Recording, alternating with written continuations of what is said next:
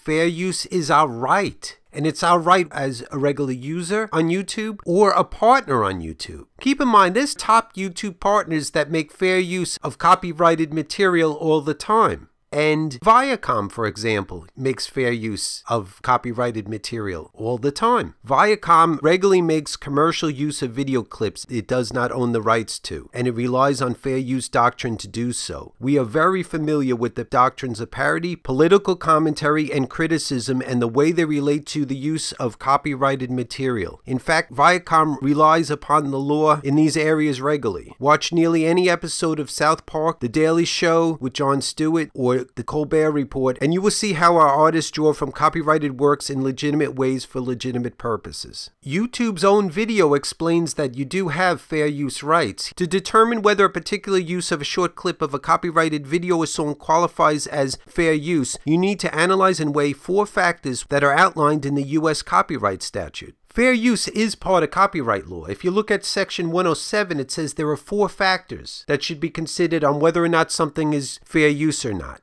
Factor 1 mentions whether the use is of commercial nature or not. And I'll point out for anyone that's a YouTube partner, you still have fair use rights, even if you're putting your video up for monetization. You have to meet the 4 factors, of course, but Factor 1 doesn't say you can't use something if you're going to be monetizing your video. That's not what that says. Read my blog, Fair Use is Your Right. The Fair Use Network points out that commercial use is not the most important aspect of the first fair use factor. More important is whether a use is transformative or merely substitutes for the original work. Now be careful and make sure that what you're doing really is fair use. I felt 100% certain with my video, Apologize to the World, Mr. Wallace, that it was fair use, and I was prepared to go to court. I was ready.